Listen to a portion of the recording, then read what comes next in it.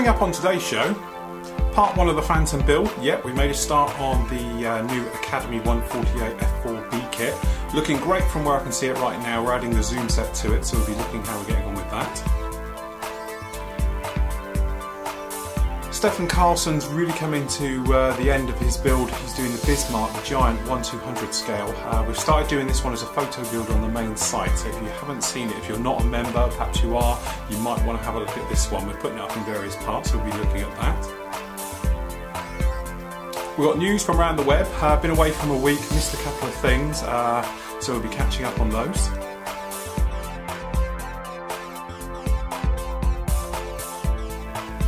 We'll be looking at another part of the inspiration video from Aria Pendon,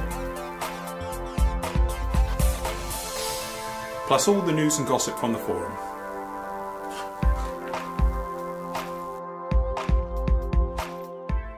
Hello, welcome to Flory Models. I'm Philip Flory. Nice to be back after last week. Bit of a break, quite nice up on the Norfolk Broads. Bit of a boating holiday. It's like caravanning on a float, you know, and everything else. Terrible winds, everything else, but I must say the food and the pubs up there and the people are absolutely lovely. First time for me in that part of the world, and had a fab time. We'll be back very, very soon. Really, really enjoyed it. Whilst we're talking about it, because everyone's mentioning it, yes, we are away again. We are off to the US. We're doing the Midwest area. It's a bit of our proper holiday to speak, and everything else like that. So we're based in Las Vegas for 2 weeks. That is going to be June the 9th. I think we close for 2 weeks. Again, not so bad, you know, it's not as if we're in the back of nowhere. I've still got the internet and everything else like that, but orders, you won't be able to order. So you're okay between now and the 9th of next month, where it'll be closed for 2 weeks and everything else after that. So, anyway, getting up to speed. First of all, thank you for all the kind comments on the Sopwith triplane from Wingnut Wings. I spoke about it at length and detail. Many of you haven't seen that build. I look at the old statistics on the bottom of the videos, and when you look at it, it's amazing how many of you haven't seen it. You know, I try to build things that certainly cover something new every time. So obviously we had rigging and linen effects and all those things we spoke about before. But obviously, guys, if you haven't seen it, you might pick up some new things. Certainly some of the techniques I did with that are totally different to the way I'm building something like this Phantom. So it's well worth looking at the videos, even if you think, like I did, to be honest, World War I, not really my sort of scene, anything else. But trust me, have a look. You can learn something new from absolutely everything. So, we started on the Phantom. As you can see, we're all in bits around here. We are shoehorning the zoom set, which is the colour photo etch set from Hasegawa, into this particular kit. No, it doesn't fit. Will it fit? It will after I finish with it. So, part 1 of this is up on the site right now. It's going to get you to roughly where we are here. The intakes, to be honest, are in paint behind me, but we talk about doing seamless intakes and doing things like that. And how we're going to move on this one. We're going to do something a little bit special with this one. We're doing it gear up, in-flight pose, and I'm thinking about sticking it into a refuelling pose, as if it's taking on fuel. So we'll make a scratch builder basket, an air-to-air refuelling basket, and a bit of hose coming off, so it's quite nice in-flight. Something a little bit different. But as I said, the zoom set is going to be the only aftermarket thing. Apart from that, it's straight out of the box. To be honest, working on this one is a breath of fresh air. It's really, really nice kit. If you haven't got it, go out and get it. We're assuming that Academy will be bringing out everybody else's, because certainly we have got different types of things in here. For instance, we spoke about it in the review, but we've got other engines. We've got the later form of engine, so we're presuming that the J, S and even F versions will be coming along with these, as well as everything else in between. So certainly well worth the money and an excellent kit to do. At the same time, I'm working on this one. A couple of little things. We spoke about doing black work, and I've started very briefly, to be honest, just started working on the cockpit area of the F1117 stealth fighter. Now mainly it's talking about black. So at the same time, after we were talking about the last review for the Revel Hawk, obviously we've done this build before. We did the Red Arrows one, we spoke about it, the full build is on the site. Now what I'm thinking of doing is knocking this up together quite quickly, quite crudely with the cockpit. I'm not going to go to town like I did last time.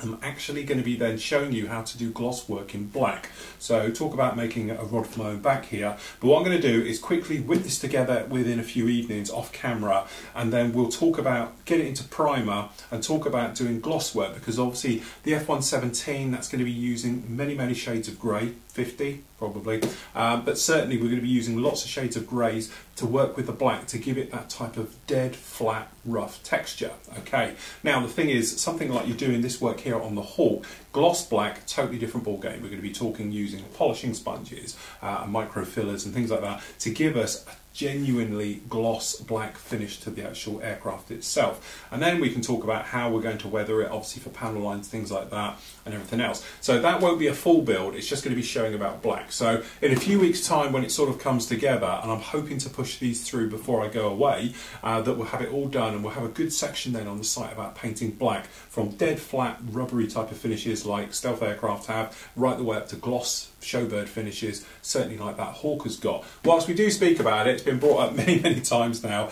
Yes, I'm not sure where all these pylons come from either. As we know, the Hawk typically only has 3 hard points, so you've got the centre line, 2 on the wing, so we're not quite sure how it ends up with rocket pods and a fuel tank, but I'm sure the guys at Revel know something about it, or perhaps they don't. But anyway, should be a lot of fun. We're going to be working in the next couple of weeks. Plan is, obviously this is Thursday morning, I'm going to run through the build medium, so to speak, certainly on the Phantom, so showing you everything as we go through. The F-117 will be a lot more quicker build because, let's face it, there isn't much to it. That'll just literally throw together. I'll get the Hawk done at night, and then what I can do is when we come to doing painting sections, we can do a section completely on black, and then we'll be doing this thing in flight. Now my plan is to have this all done and in the bag by the time I go away. So really I've got 3 weeks, which is quite a lot, but this week, the reason for a short news show, I've had a lot of orders go out, we've had a lot of trade orders come in, and I've had deliveries and wash manufacturing. It's been going full pelt all week, hence I spent 3 days just doing wash. We have got a new product coming down the line, a quick little review of it. It's the sanding sponge sheets. It's going to be various grits over time. For the moment we've just got the blue, but to be honest, I've been using it. You can cut it up, put it into little things, wrap it round things, make circles out of it, drums, everything else for it. These will be available soon as well, so I'm working on these, hence whilst, as I said, it's a little bit shorter today. Other news we must speak about. Tamiya has confirmed, obviously the internet, or Tamiya's worst kept secret, is going to be the 132nd Corsair. Now this is the F4U, we're not talking the jet one. Okay, this is going to be the bird cage type, so it means it's got framing around a canopy as opposed to the framed one that came along slightly afterwards. Now, I've done the trumpeter one before. God, that was horrible. Anyway, as you might remember with that kit, flashbacks with this one. One, it was a commission for one of our own members for a very special prize for the Snap charity I do a bit for. Okay, and secondly, nothing fitted at all aftermarket to the kit itself. Now, it'll be interesting to build that Corsair again, straight out of the box and see how it goes. But the aftermarket areas, wheel wells don't fit. The gun bays don't fit. The engine cowl from Mastercasters, that doesn't fit at all. It's like some type of 148 gone wrong scale that's supposed to fit a 132nd. If you haven't seen it, it's well worth it, because I put all the outtakes of that build. I say outtakes, I don't do outtakes, but you know what I mean. All the things that could go wrong, I show you and why they went wrong, and then how to fix them on that particular build. Unfortunately, it's in the old standard format. It's not an HD like the new ones, but you can still get a good feel for it, and you can see me squirm and the pain of stripping and repainting that kit 3 times. Okay, so it wasn't easy to do, but it was well worth it. Hopefully now, Tamiya will come along with one of their wonder kits, like we've done obviously the Spitfire, we've done their Mustangs, and we've done their Zeros, that will be absolutely stunning and built beautifully out of the box. Now, so far we've only ever seen CAD work and sort of, you know, very limited shots and things like that about it, but it does look very nice so far. So hopefully that will come along and we can build that one at a later date. It'll be a lot more easier. Why I'm bringing this up, I pre-ordered mine with Lucky Model. You know, other stores are available, but I've done theirs because it did come in at a bargain price of £90 delivered. I say it's pre-order, I haven't got it yet, so as soon as it turns up I'll get it. But it did seem quite cheap considering it's coming all the way from Hong Kong, versus we were looking at £120 for a Spitfire and the Mustangs recently here in the UK. So, you know, it's showing on the price thing around about 70 quid. So it doesn't seem too bad when you're looking at something that will be the whole package. So really nice to see that one. Also, I spoke about it over many weeks ago, but coming up to date now, Stefan Carlson is coming to the end of his Bismarck build. Now this is the monster 1 to 200 scale stupid scale. Okay, massive kit. He is doing an amazing job on this. We've got lots of scratch building going on. We've got certainly a lot of photo etch going on. The weathering and the detailing is absolutely brilliant. Now I have to say this on thing, I think this is personally Stefan's best build ever to date. Stefan's one of the team, okay? He's our silent member, if you like, our silent team guy. He just plods along quite quietly in the background and produces the most amazing work you've ever seen, okay? This is exactly what I'm on about with him. He has done brilliantly.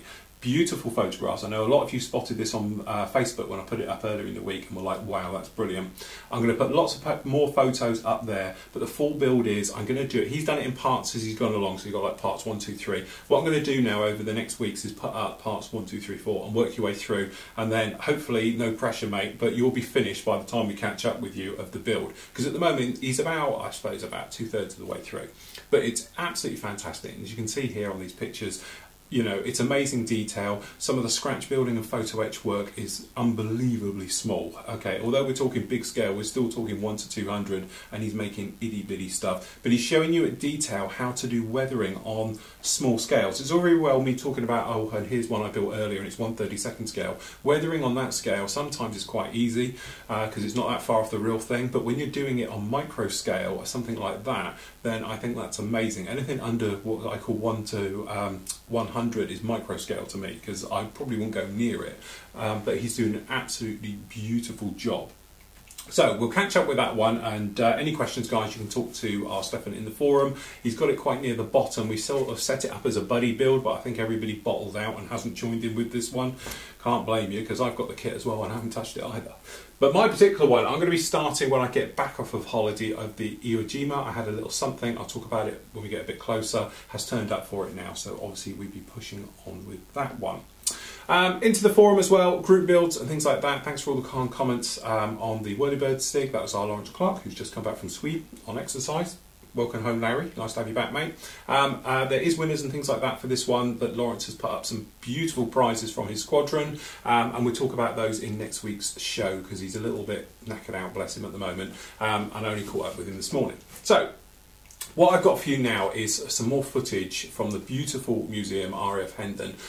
Lots of you have spoken to you about this one who've been along there since I started doing this and said about this other footage. Trust me, I have got tons of it. I know you said you haven't shown, I know, I'm getting round to it. I'm trying to do it in sort of sections. This particular section is World War II bombers, fighters. We've got the 2-seat 190 in there, and the other thing, the next part's what I'm going to do then is go over, and it'll be the Battle of Britain section, where we've got the Heinkel bomber, the HE-111 and the Stukas and Sunderlands and everything else, and then we'll move on through the jet era right the way up to modern day and helicopters and everything else like that. So that is the plan for that one.